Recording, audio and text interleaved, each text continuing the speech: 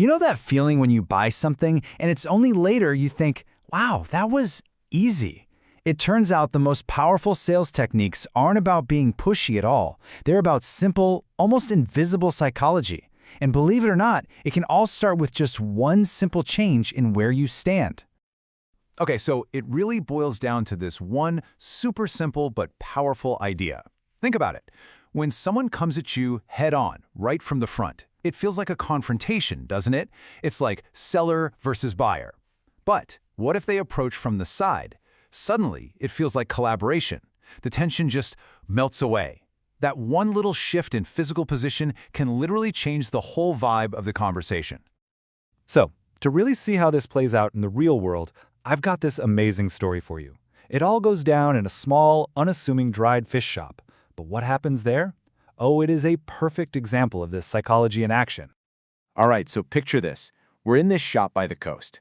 There's a customer, let's call him Mr. N, and he's just, browsing. He's looking at all the different kinds of dried fish. No real plans to buy anything, just killing time. The vibe is super relaxed, totally low pressure. And here it is, the first crucial move. A clerk spots him. But instead of marching right up to him, face to face, he just kind of eases in from the side. He doesn't get in his way. He doesn't block his view. He just kind of joins him, almost like he's another customer just looking at the fish. Now, the clerk doesn't say the classic, "Can I help you?" Nope. His first move is an action. He just holds out a little bite-sized sample of fish and says, "Try this." It's super friendly, totally no strings attached. So Mr. N gives it a try. And of course, it's good. The clerk doesn't miss a beat. He immediately jumps on that positive feeling, saying something like, "Delicious, right? And it's only 10,000 won." He connects that great taste directly to a simple, super low-risk offer. And check out that price. It's so low, it's basically a no-brainer. For Mr. N, that's an incredibly easy yes. The barrier to buying is so tiny, it feels almost automatic. And boom, just like that, the first sale is made.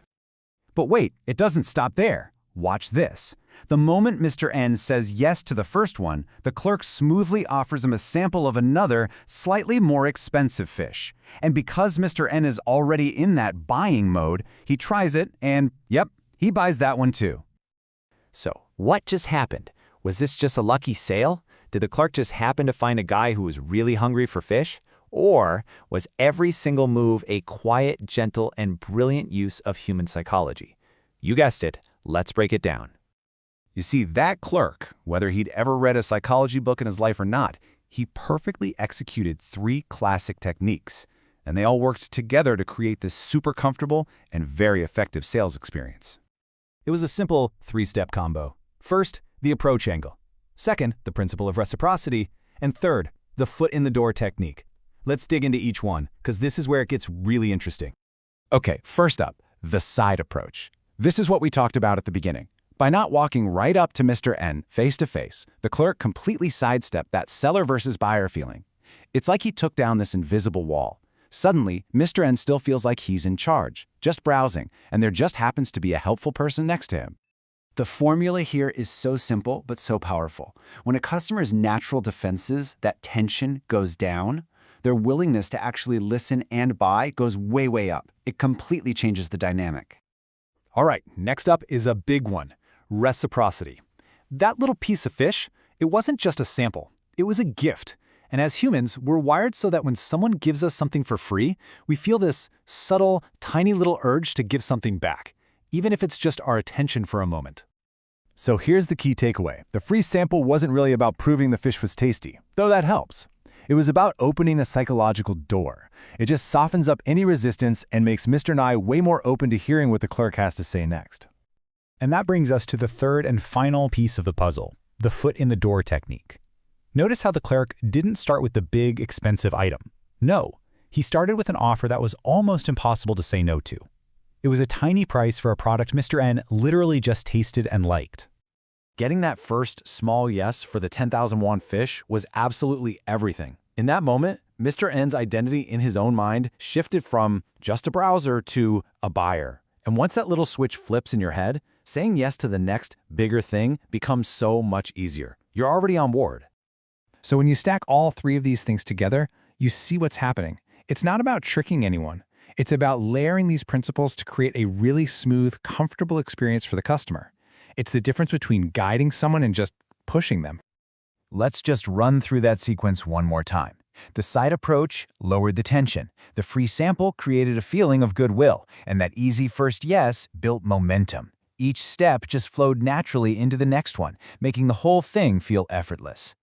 And really, this is the core lesson right here. The clerk got exactly what he wanted, a happy customer buying multiple items, not by adding pressure, but by taking it all away.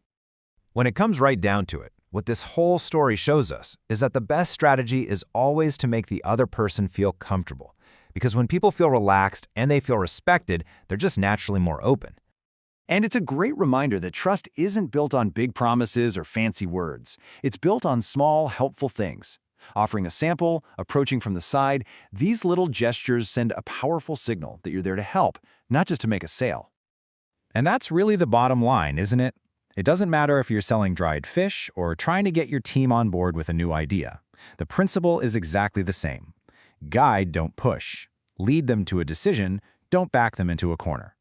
So, here's something to think about. The next time you find yourself in any kind of tense conversation, ask yourself, am I coming at this head-on, and what might change if I just took a simple, symbolic sidestep and tried to make it more of a collaboration? It's a small change that can make a world of difference.